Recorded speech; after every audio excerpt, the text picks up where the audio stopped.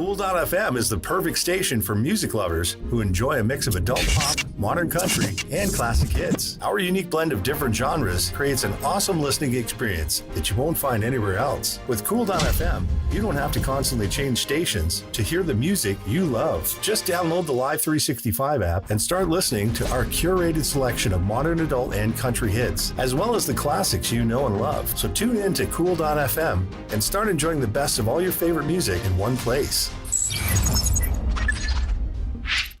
Hi, I'm Cory Choy. I'm the director of Esme, My Love, a new film coming out on June 2nd on the internet through Terror Films. You can find the film on www.esmemylove.com. You're watching and listening to Two Geeks Talking.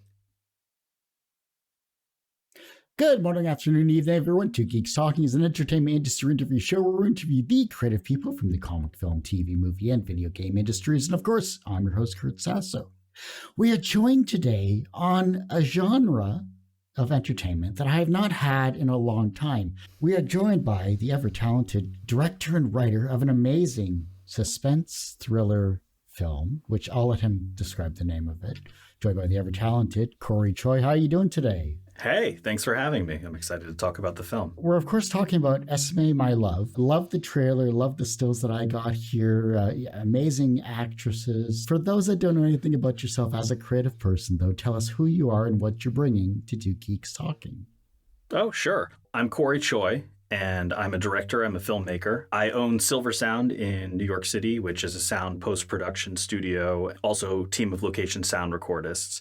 So some folks may know me for my sound work. We're an Emmy award-winning studio. We got our Emmy for the kids program on ABC called Born to Explore with Richard Weiss. But I also do, in addition to mixing and editing and designing sound for other people's films, I'm a director. Esme, My Love is my first feature film. So it's my feature film narrative directorial debut. And it's a psychological thriller / magical realism piece.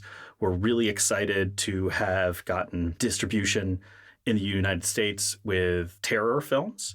And internationally, we're being represented by Glasshouse Films. We're very, very excited that on June 2nd, something that took from inception till now over 6 years to create, we're really, really excited that it will be released to the general public. It's had a wonderful indie festival, film festival tour, particularly coming out of the pandemic and it being the indie festival tour. I mean, only a few hundred people have seen this film so far. I'm very, very excited for it to be released to the public. If somebody who says, describe this movie to me, it's not fair to ask a director that question because, we all go, oh, my movie's a unicorn, it's unique. I've now gotten used to the kind of like elevator pitch. What is this movie in 2 words or 3 words? Compared to other movies, if you were to take a movie mashup, a lot of people have described it as Tree of Life meets The Babadook with a little bit of Old Joy thrown in there. That's one of Kelly Reichardt's older films. I was in IT for 20 years. I went back to film school for 4 years at the double major in visual arts and film. So I was more of a producer and an editor than anything. And it took me like 3 years just to get my first short film put out there. So I'm glad you finally got your directorial debut. So congratulations on that. That's amazing. Thank you. What is the most misunderstood aspect about the psychological thriller genre that maybe people who don't follow it misunderstand? I can't speak for the whole genre, but I can say for myself, at least, a lot of expectation. Is this a horror film? Is it not a horror film? I wouldn't say this is a horror film, even though my distribution company is Terror Films. Anyone who's looking for the B-rated experience of like boobs and blood, that's not going to be my film. The psychological thriller, this one in particular, it's a slow burn. It's fraught, it's tense, and it's not an easy movie. If you want to just sit back and have entertainment come at you, this film probably isn't for you. It's a film that you need to be engaged with. There isn't a whole lot of dialogue in the film. There is dialogue in the film, but it isn't wall-to-wall dialogue, and you can't just glean everything about the movie from the dialogue. It's a full visceral experience. So the visuals, the music, the sound, they're not just augmenting the story, they're integral parts of the story.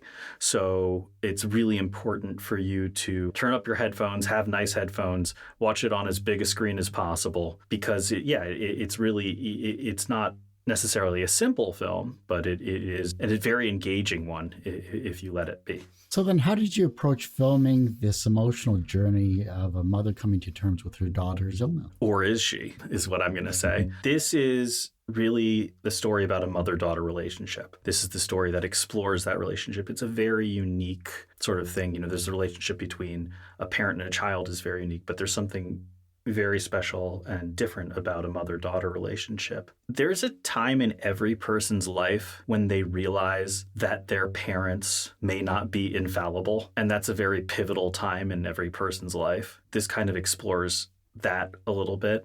There's also, I'm a relatively new parent. My eldest is 5. There's also just, if you have a child, your boundaries of what you would do to take care of that child you might be surprised with yourself, just like what that means, just like what everything means to you after you're no longer only responsible for yourself. So it explores that a little bit. While we're in the framework of a psychological thriller and a mystery, it's really just mainly about the relationships between these two characters, their feelings for each other. Well, we also have to mention, of course, the talented actresses that you have as well in the film itself. How did you come about these amazing actresses? And how did you, as a director, create realistic and empathetic portrayals of the scenes that they had together? Audrey Grace Marshall plays Esme. When she auditioned, I think she might have been 8 going on 9 when she did the actual filming. She was 9 years old, so she was very young. She's an incredible actress. Stacey Weckstein, who plays Hannah, also an incredible actress. When we were doing auditions, which were pretty intense, we did several rounds of auditions and there was room for play. It became clear they just were meant for each other. It worked out. They had just the right amount of physical resemblance, but also the kind of hot and cold between them was really fun that they could do. So it could get very, very cold. It could get very, very hot. They had great interplay. So, we did our first round of callbacks in the studio. Then we did a second round of callbacks in Prospect Park where, actresses were rolling around in the dirt and talking to each other and, climbing trees and carrying each other and stuff like that. And it became very clear that not only were they great actresses, but Stacey in particular was willing to get in there and really put herself both emotionally and physically into the character, which was a pretty demanding role. Based on the trailer itself that I got to see, and I can't wait to support it any way I can, in the digital aspect of things, because it's an amazing portrayal overall from what I'm seeing here. The emotional weight of the story itself and creating compelling and engaging narrative obviously is one of your key strong points as not only a director but a writer as well too. Now, how did your actresses take it to the next level in terms of maybe challenging scenes that they had to encounter during filming? I should just point out real quick that I had a co-writer who wrote the script. So I came up with the basic framework and I did some, writing as well. But Laura Allen wrote the screenplay and then I, modified it. So I am a writer and she's a writer on the project, but I just want to recognize Laura's role in the piece, which is really important. We're writing about a mother-daughter relationship.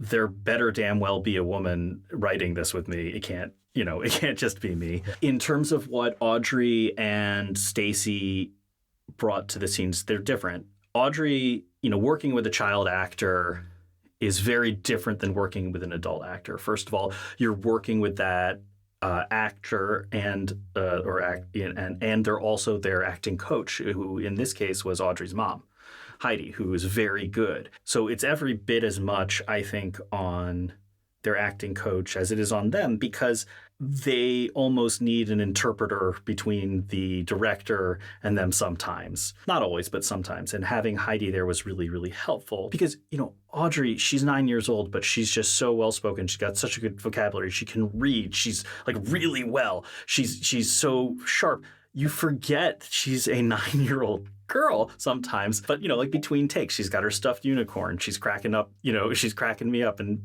doing this and that and the other. She's a 9-year-old girl and you need to embrace working with a child actor. You make that part of the experience. So Audrey feels like she's experiencing a lot of the film and really gets into Esme's character because she is experiencing something as she goes. And we tried not to do take after take after take. And Heidi, her mother, was very clear. Let's not over-rehearse something, because if Audrey's just so focused on memorizing very, very specific words, which she was very good at doing, right? She was very good at memorizing. But if we just focused on the rote memorization, we couldn't get to the experience. And so if Audrey was to change around a few words here or there, I wasn't going to go, okay, let's just throw this out and do the whole scene. If the intention of the scene stayed in there. Same thing with Stacy. This film was more about the emotional content than the biting, witty dialogue, unless it was mission critical for the dialogue to be a very specific way. I had some flexibility as a director, and the actors quickly learned that. They quickly found like a fun framework to live within. Beyond that, like Stacy, she didn't have a whole lot of, she had some, but she wasn't like extensive fight choreography experience. She was very down, like I said, physically. Crystal Arnett, our unit production manager and our fight choreographer, and Stacy, they were down to work on movement together. And I think it would probably be hard for many people to be faced with so many things to deal with at once. And Stacy was completely game to keep going. She wasn't ever just like, F this is too much, you just go stuff it. Even though like there were many, many hard things she had to do. One of which was, hey, Stacy, can you swim? Great. Hey, Stacy, can you dive? Great. Hey, Stacy, can you dive and hit your mark? And then she goes and does it 6 times in a row, but she doesn't just hit her mark. She then also intelligibly says something underwater. That was something she brought to the table. I didn't think that was a realistic ask. And then she said, well, I've done some underwater modeling before, so I'm actually pretty, used to this.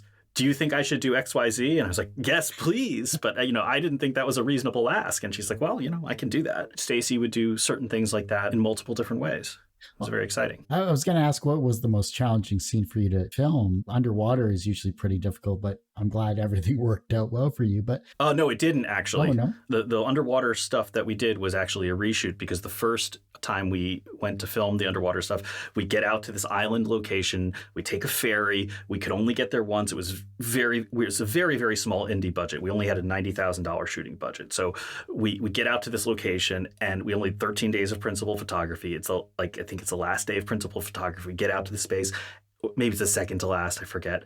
And the underwater housing breaks for the camera. Completely useless. I was just like, so we can't do anything underwater now. So we were able to do surface level. And then one of our crew members dropped her phone accidentally into the water. And we're like, oh, I'm so sorry that happened. She's like, oh, no worry. It's the new iPhone. It's waterproof. And I said, give me your phone. And we filmed several shots, and a couple shots that made it into the movie, a little bit of underwater stuff with her phone, actually. And, as heartbreaking as that is, because you're moving from your anamorphic lenses on an Alexa Mini to your iPhone, ultimately, we're here to tell a story. It didn't necessitate reshoots. A filmmaker is only as good as their crew, the people they work with. I happen to have a kick-ass crew, so I actually felt I was really, really great, particularly my cinematographer, Fletcher Wolf. She said, oh, don't worry. I know how to shoot in a swimming pool to make it look like a lake. You just do this, this, this, this, and this, and then drop some leaves in here, have this guy hold this thing over here, and boom. And I was like, wow, because I don't think most cinematographers just at the drop of the hat would know how to handle that. But she's experienced, and if she hasn't done it before, she figures out a way to do it, and she figures out a way to test it.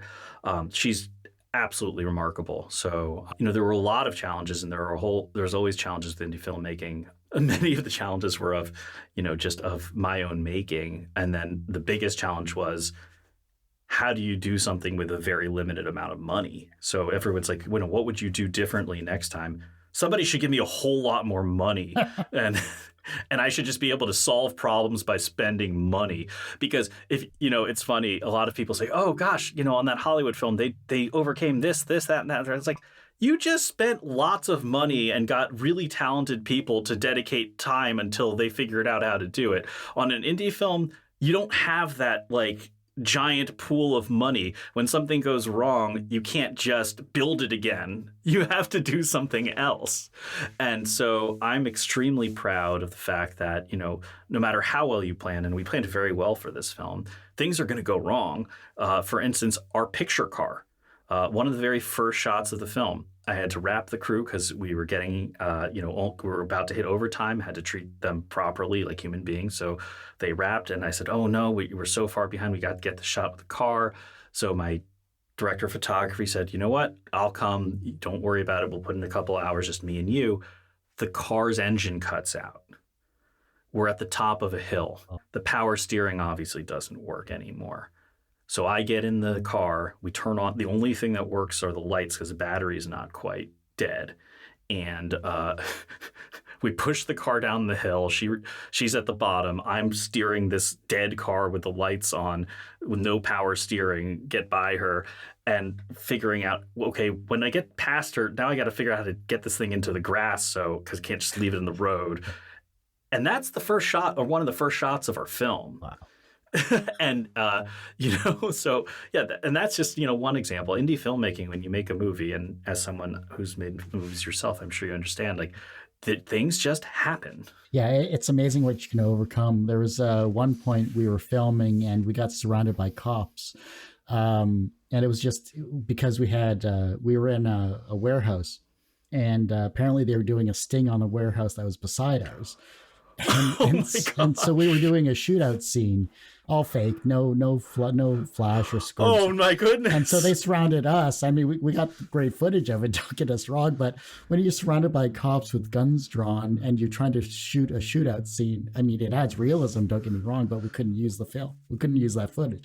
So, no, and that's thank goodness you're alive. Yeah, that could have gone very very wrong very quick. Oh my gosh! Yeah, you've never seen choreographed dropping to the floor, hands spread as quickly as an entire film crew can. So so I understand where you're coming from with the little things, but the learning experience from these challenges that you face, I'm sure, is going to inform your decisions in future projects as well too. Absolutely. Speaking of which, do you have any other upcoming projects since this is all wrapped up and you're getting it out there digitally? What's the next project that you're going to learn from your previous experiences and make a better film? So there's several projects I'm pretty excited about right now. One of my short pieces is an audio-only piece called Aisha, was just accepted into the Tribeca Festival, which will be playing in June at Tribeca, which is very exciting. That's an audio-only piece. I think right now, while I'm deciding and trying to figure out representation as a director. Right now, I don't have representation, but I'm looking for it.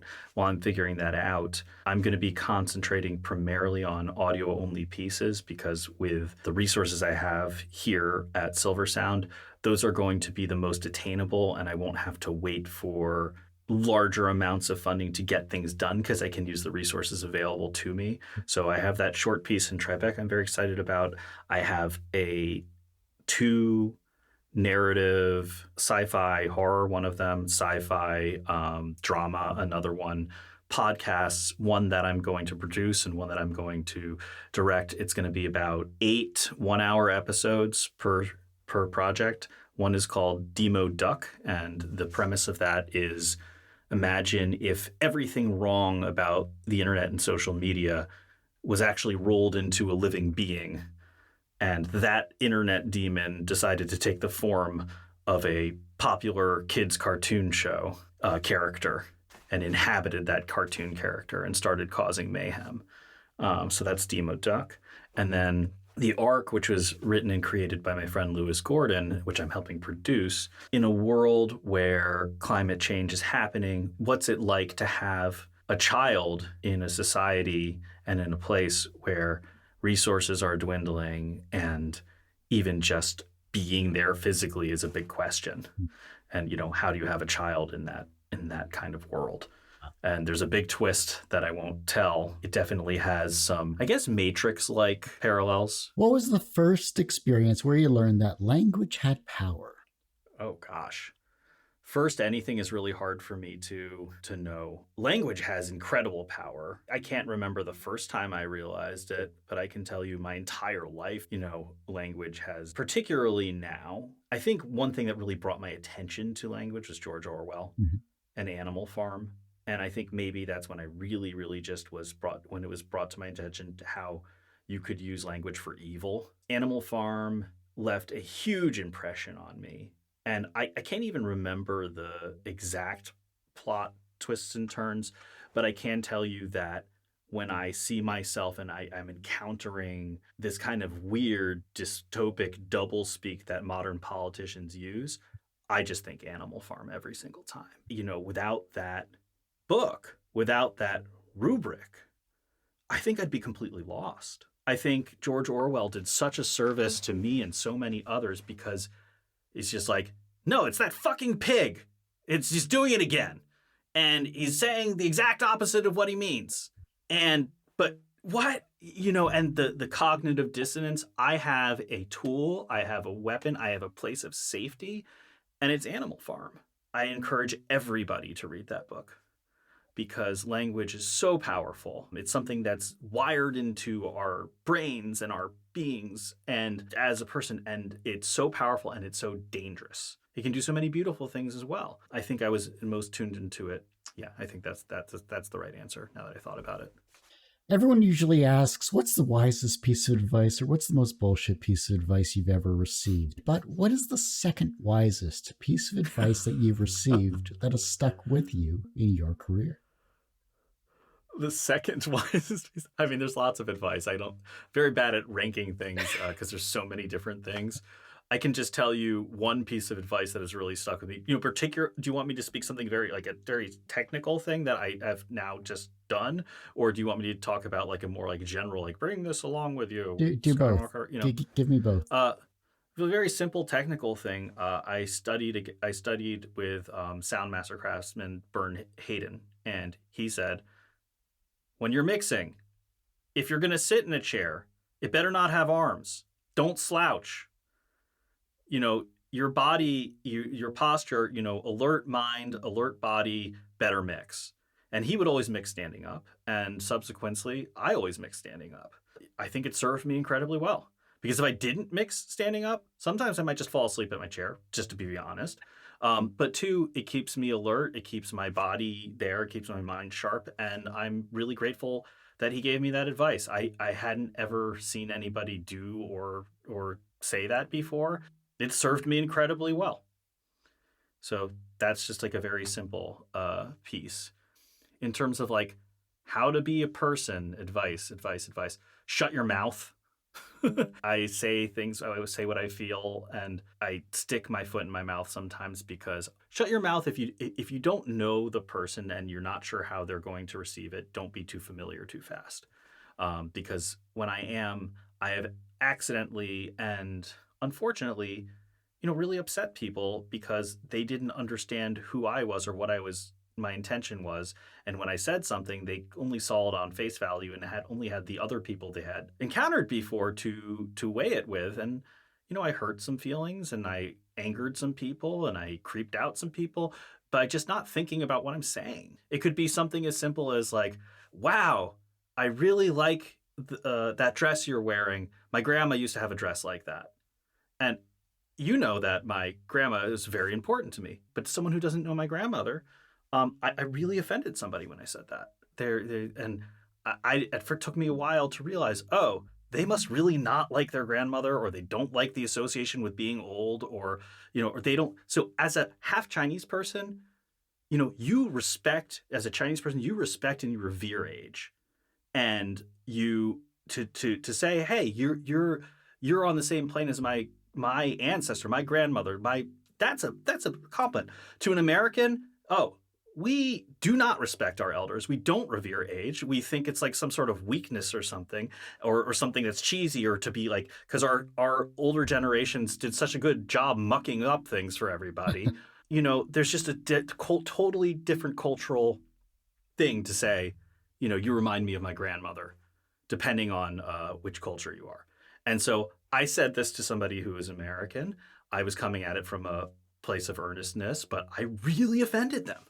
They were very upset. So I've learned, before you know who somebody is and how they'll take something, maybe just don't even go there until don't say more than is necessary. Keep it simple. Yeah, keep it simple. And you put the other one, Kiss. Yeah. Everyone has one person that inspired them on their path to where they are today. Who was that for you?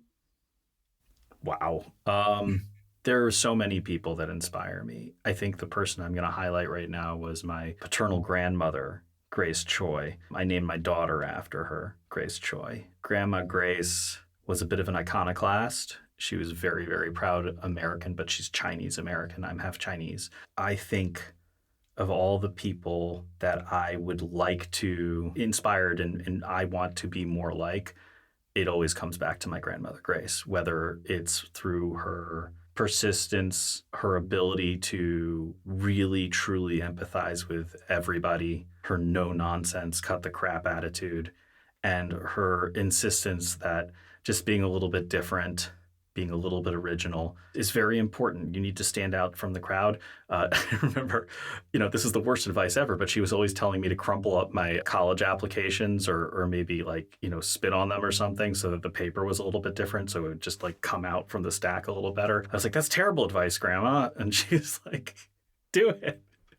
She also gave me some really good advice as well. And so, yeah, I guess the person that I will highlight right now, but there are many, many people that I draw inspiration from, is my grandma Grace. From a professional standpoint, you are a very successful audio engineer / magician / amazing person in that regard, but you're also now an amazing director in that regard as well too. So congratulations on your amazing path in your life so far, and can't wait to see what you do in the future as well. So professionally, you're successful in that regard. Do you consider yourself personally successful? I'm always learning and I'm always growing, and I may not always be growing, physically at some point, and maybe even now I'm going to start losing things like my hair is turning gray. I'm losing a little hair, I'm going to start shrinking, but, or growing that way instead of up. But in terms of my craft and what I do, I'm always learning. I think everybody's always learning, and you can always be better and do new things. I'm incredibly lucky and privileged to be able to do what I do. My goal is to help people tell stories, to tell stories myself, and allow people and me to make my living doing that. And that's what I want to do. I want to tell important stories, impactful stories that not only are beautiful for their own sake, but people will take with them and change how they feel or look at certain things. I'm incredibly lucky, I would say, and privileged to be where I am, and I love it. And so if that's success, I think so. But there's, in terms of being able to learn more about my craft and other people and tell stories, I can always improve. The reverse of success is failure. How do you deal with your failures? Not well. Sometimes I yell and throw things. Sometimes I have a very hot temper, and so I'll be like, ah! And man, I don't really throw things. That's not true. I don't throw things. But sometimes I have a very burst of anger. Then I'll start thinking about the situation. I'm trying to squash down on the temper and just start thinking about the situation. That would probably help. Failure happens all the time. I fail all the freaking time. That's part of what helps you succeed later. And how do you deal with it? I mean, you always want to be able to deal with it graciously, but depending on the magnitude of the failure and whether it's something that you kind of brought on yourself or that was brought upon you by outside forces really changes. The ones that I really just bring on myself are the ones I take hardest, because it's really on me to not have failed in that way. When there's outside circumstances, I think you feel the most helpless, but those are the ones that are instructive, where you can kind of pick yourself up more easily. It's easier to do reflection when there's kind of an external thing to think about. When it's all just you, it's a little bit hard to make yourself good cop and bad cop at the same time, if that makes sense. The younger generation is looking at your work and they're becoming inspired to be creative in their own way. The fact that you have the younger generation currently with you, looking up at you as an inspirational person when they grow up, maybe you're going to inspire them to become creative in some way, shape, or form. How can they inspire the generation that follows them? Well, my daughter already inspires me, and she's inspiring her little brother. He's beginning to sing a little bit. I think she sings. He's almost 2. She's 5. And, she's already a very, very sharp and emotion-filled person. I hope she as a young child, you only have so much empathy. She has some, and she definitely is very emotional and even now a little nostalgic, but I hope that she develops more empathy. I think my work, what I hope to be able to achieve with my work is to help people recognize the connections between each other and with each other, just how wonderful human connection is. So I hope to be able to pass that on to her and my son. And I hope they use that kind of love for the human spirit and the beauty of nature. And I hope they are able to make that into something that's their own, that will inspire others. If your life was a movie, what would its title be? And what would its soundtrack be, since you're an audio guy as well? I just redid my website, and we decided to go really, really hyperbolic with the new tagline for Silver Sound. And we were like, you know what? We're in an age, you're talking about importance of language. So we were like, we're going to go really hyperbolic, and we're just going to put it out there. No F's given. And so our new tagline for our website is unparalleled sonic artistry. That's very unabashed. It's out there like, yeah, come on, bring it. We're going to do something awesome here. So, title for my life, title for my website, that's kind of the same thing, right? What was the second part of the question? What? Depends on the day. It would have to be a playlist. But for today, very specifically, Unity by Operation Ivy. Well, Cory, I do hate to say, but that ends this particular episode of Two Geeks Talking. I want to thank you so much for coming on the show. Oh my gosh, thank you.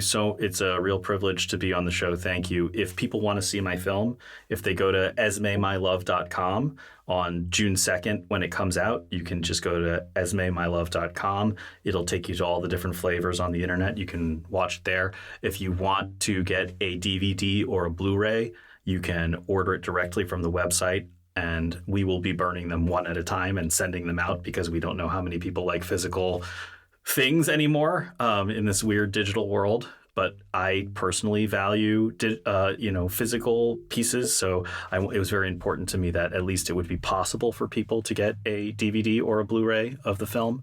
I really hope you do get a chance to watch the film, and I hope folks will want to watch the film. Our team feels like it's not just another movie. We feel like we've done something pretty beautiful and important, and we hope that you get to share it with us. I'm mainly just my website, CoryChoy.com. Well, like I said, that ends this particular episode of Two Geeks Talking. You can, of course, find this interview and 1,200 plus others, because I've been doing this since 2008. So, oh, gosh. Yeah, it's been a while.